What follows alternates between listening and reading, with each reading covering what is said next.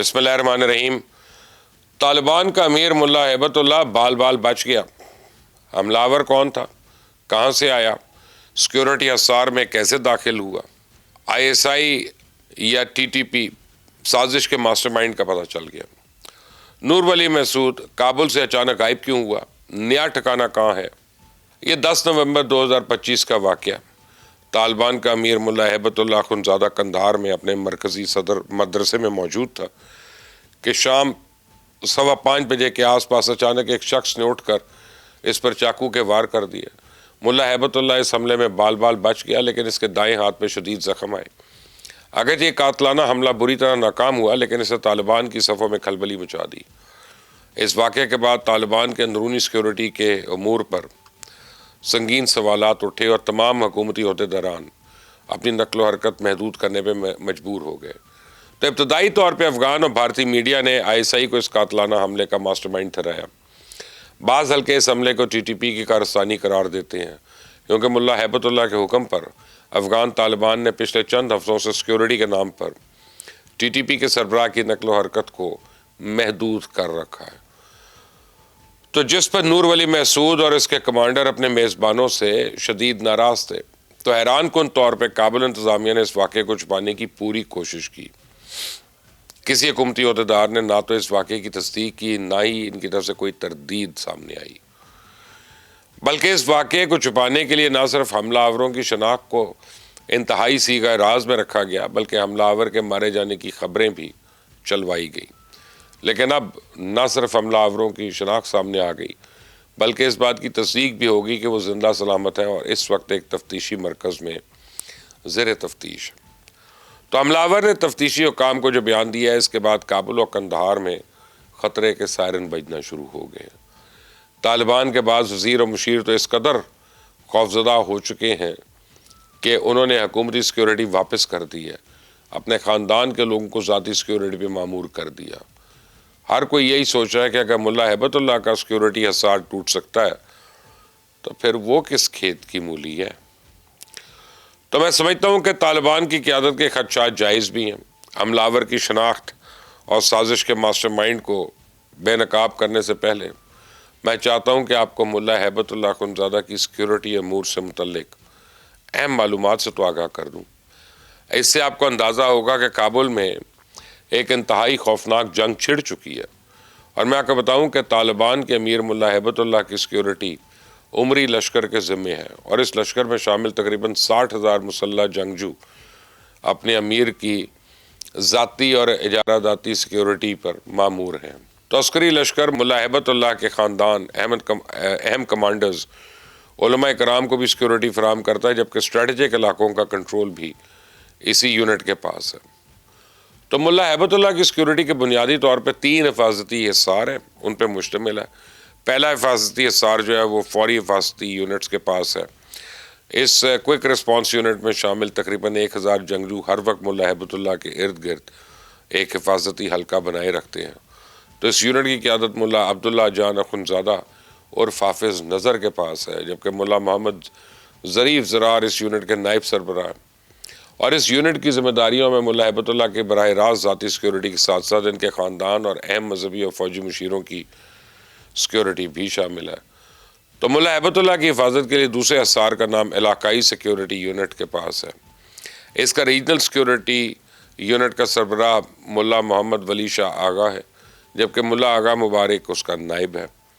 تو قندھار، ہلمند، فرا اور زاہل سمیت جنوبی صوبوں کی سیکیورٹی اس ریجنل یونٹ کے پاس ہے۔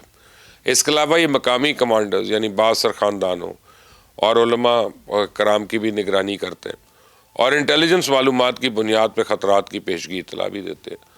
تو ملا ہیبت اللہ کو سیکیورٹی کے تیسرے حصار کا کنٹرول آپریشنل سیکیورٹی اور انٹیلیجنس یونٹ کے پاس ہے، اور یہی یونٹ ملا ہیبت اللہ کی طاقت کا اصل منبع بھی ہے۔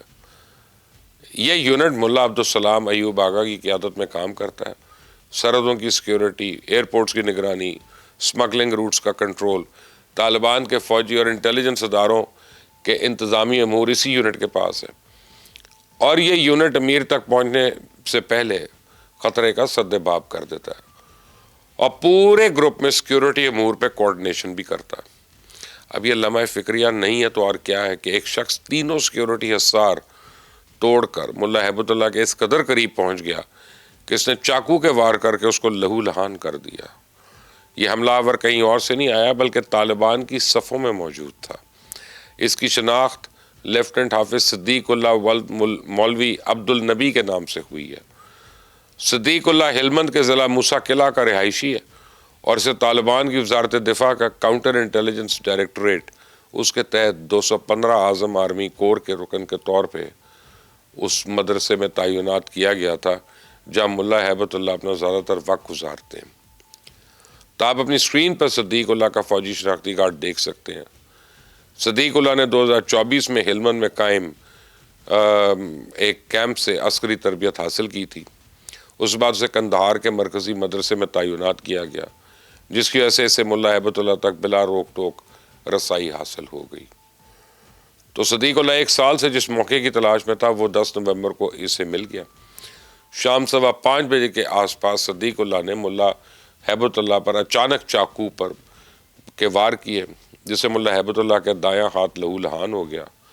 موقع پر موجود عمری لشکر کے گارڈز نے فوری ایکشن لیا جس کے نتیجے میں صدیق اللہ شدید زخمی ہو گیا۔ تو طالبان کے امیر پہ قاتلانہ حملہ کرنے والا اس وقت نہ صرف زندہ ہے بلکہ قندھار کے قریب ایک حراستی مرکز میں زیر تفتیش ہے۔ ابھی تک یہ بات واضح نہیں ہو سکی کہ صدیق اللہ ملا ہیبت اللہ کا ذاتی باڈی گارڈ تھا یا محض مدرسے کی سیکیورٹی پہ مامور تھا۔ ابھی تک ٹی ٹی پی کے ساتھ اس کا تعلق ثابت نہیں ہو سکا اور اس بات کا کوئی ثبوت نہیں کہ اس کا ISI یا کسی اور غیر ملکی انٹیلیجنس ایجنسی سے تعلق تھا۔ صدیق اللہ 215 اعظم آرمی کور کا حصہ تھا اور یہ کور کابل گروپ سے منسلک ہے جس کی قیادت حقانی نیٹ ورک کے پاس ہے۔ اس لیے دستیاب شواہد تو یہی بتا رہے ہیں کہ اس حملے کے پیچھے کوئی اور نہیں بلکہ حقانی نیٹ ورک ہے۔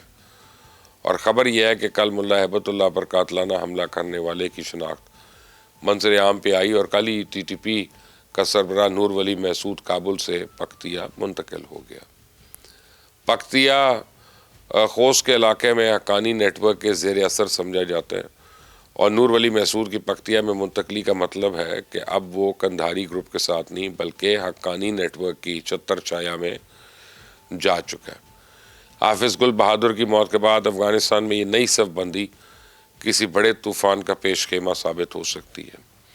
تو اگر آپ اس سنسنی خیز کہانی کے مسنگ ڈاٹس کو آپس میں ملائیں تو آپ کو سمجھ آ جائے گی کہ کابل میں تخت اور تختے کی جنگ اس وقت عروج پہ پہنچ چکی ہے اور ملا ہیبت اللہ پہ قاتلانہ حملہ کابل گروپ کی جانب سے پہلا وار تھا اور مجھے یقین ہے کہ قندھاری ٹولہ اس پہ چپ تو نہیں بیٹھے گا اور کابل گروپ پہ جوابی وار ضرور کرے گا۔ تو بھارت کے لیے صورتحال انتہائی پریشان کن ہے۔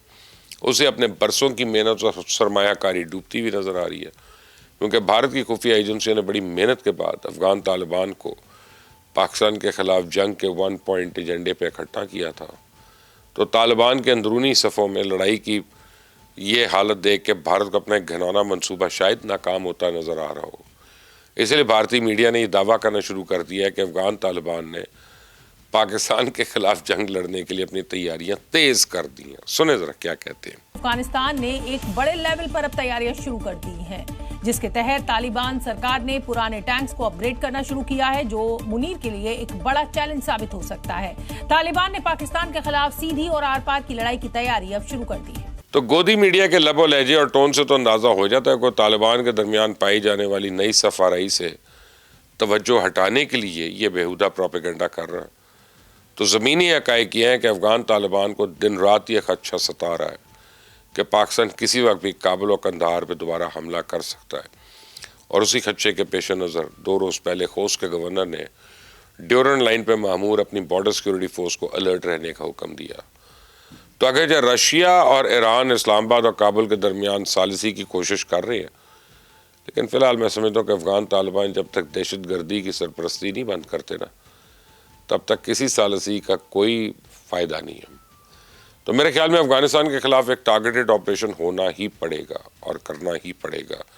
آپ کی اس بارے میں کیا رائے ہے مجھے کامنٹس میں ضرور دیجیے گا۔ اس چینل کو سبسکرائب کرنا مت بھولیں، بیل آئیکن کو پریس کریں۔ انٹل دی نیکسٹ ٹائم، اللہ حافظ۔